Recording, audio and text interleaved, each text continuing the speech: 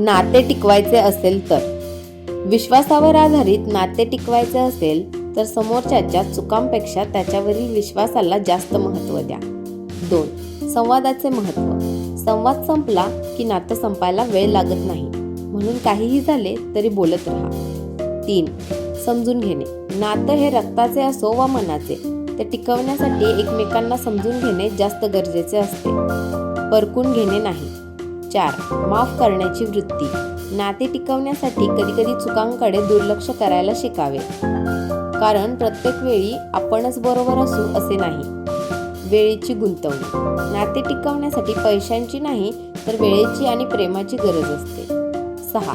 अहंकाराचा त्याग. जिथे मी असतो तिथे नाते नसतं आणि जिथे आपण असतो तिथे नातं कधीच तुटत नाही. 7. सोप्या शब्दात सांगायचे तर नातं फुलांसारखं असतं. त्याला रोज विश्वासाचं पाणी आणि प्रेमाचं खत घातलं की ते आयुष्यभर टवटवीत राहतं. नेतृत्व ही निवड असते, पद नाही. प्रभावी नेतृत्व म्हणजे भाषण करणे किंवा आवडणे नव्हे, तर नेतृत्व म्हणजे आज मी एक प्रेरणादायक नेता बनेन. माझ्या कृतीमुळे इतरांना प्रेरणा मिळेल. मी माझ्या टीमसाठी एक सेवक नेता आहे. रागाच्या भरात एखाद्याने वापरलेले शब्द इतके घाणेरडे आणि खालच्या दर्जाचे असतात की त्यांना ती व्यक्ती कितीही प्रयत्न केले तरी ते शब्द परत घेऊ शकत नाही. आणि शेवटी तुम्ही कितीही म्हणा की चूक झाली तरी त्यामुळे राग शांत होत नाही. सॉरी म्हटलं म्हणजे सगळं ठीक होत नाही. माणसाला असं वाटतं की आपण 10 वेळा माफी मागितली तर सगळं ठीक होईल, पण नाही होत. यशस्वी व्हायचं असेल तर कष्टाची तयारी ठेवा, कारण नशिबाने मिळालेल्या गोष्टी टिकत नाही.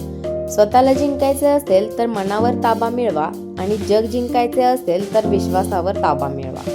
संकटे तुमच्यातील शक्तीची परीक्षा घेण्यासाठी येतात, तुम्हाला संपवण्यासाठी नाही. ध्येय मोठे ठेवा आणि ते गाठण्यासाठी मेहनत घेण्याची तयारी ठेवा. यश तुमचेच असेल. तुमची आजची मेहनत ही तुमच्या उद्याच्या यशाची गुरुकिल्ली आहे.